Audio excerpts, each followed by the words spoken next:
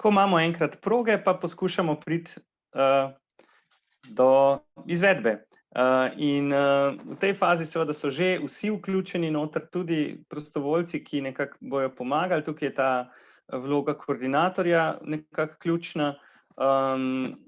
Tudi vodstvo šole se sicer vedno manj nekako vključuje od tem, ko je enkrat zadeva, bi rekel, predana, ko se začne približevati izvedba, ampak seveda včasih ravno recimo prvi dan, ko poteka, ali pa enkrat tekom prvega tedna, je zelo fajn, da je tudi recimo ravnateljica sprejme učence, ko pridejo v šolo, ali pa jih pozdravi, skratka, da se ta, bi rekel, simbolična gesta tudi naredi. Tako da nekako želimo si, da v tej fazi vsi imajo čisto jasno, kaj so njihove odgovornosti, kaj se pravzaprav pričakuje od koga, in da seveda izvedba potem začne brez zapletov vse. Izziv največji je tukaj vedno pridobiti dovolj prostovoljcev oziroma staršev za spremljanje, skratka spremljevalcev, no. Tisti, ki so pripravljeni nekaj časa, parkrat na teden vložiti v to, da otroke spremljajo. Mi smo ponavadi tik pred izvedbo še eno obvestilo za starše pripravili, kjer so pač tisto, kar so malo več informacij, in tudi seveda bolj konkretne že, kdaj se začne in tako naprej. Tako da pa seveda ponovno tista opozorila ali pa, bi rekel, te zaveze, ki so jih že v prijavi dali, no. Mi smo pa takrat pripravili tudi neke take, kako se temu reče, vozne rede za posamezne proge, ampak to je, bi rekel, taka tudi spet ena neobvezen dodatek. Tele ure na postajah je že pomembno, da so na samih postajah napisane, no, da vejo oni, kdaj jih bo pešbus pobral, no. Saj to se je videlo, upam, da prejle na kakšni od tabel, če ne bomo še kasneje videli. Kot rečeno, prostovoljci so največji izziv. Mi smo poskušali tudi prek Facebooka jih zbirati, ampak bom kar po pravici povedal, to ni imelo ta pravega učinka.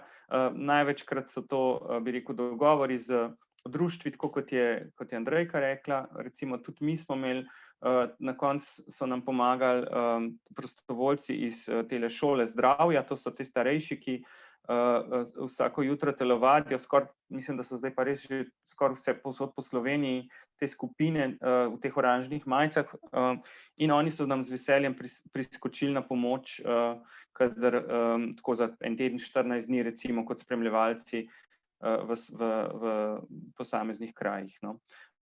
Mi smo si potem pripravili ene take urnike, tako za pač koordinator je imel, da je vedel, kateri prostovoljc na kateri progi pride kdaj na vrsto, kateri dan, in seveda potem neke te seznam potnikov, kot smo rekli, skratka vsako jutro, da pokontroliraš, a je ta z nami učenec, učenec, tretji učenec, saj po parih dneh že vse poznaš in ti tega ni treba več početi, ampak na začetku smo pa le morali imeti en tak seznam, pa tudi, da smo si pol kakšne izjeme označili, kdaj ima kdo, ne vem, kakšen preduro, kdaj ima, ne vem, so na taboru kakšni in take reči, no.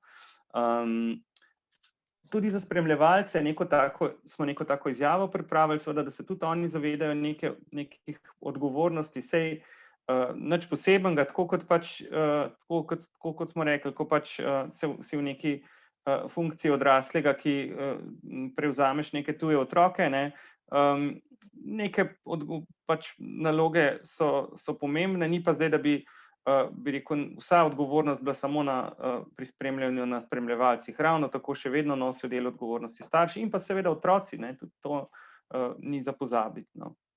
Tako da tudi otroci seveda prejmejo, bi rekel, sprejmejo izjavo odgovornosti, ki je napisana na teh vozovnicah, ki jih prejmejo, no, in jo tudi morajo podpisati, tako da vsaj načeloma smo nekako bili, kolikor se da, striktni glede tega, no, da so si na vozovnicah to prebrali, da so vedeli pravzaprav, kaj jih čaka.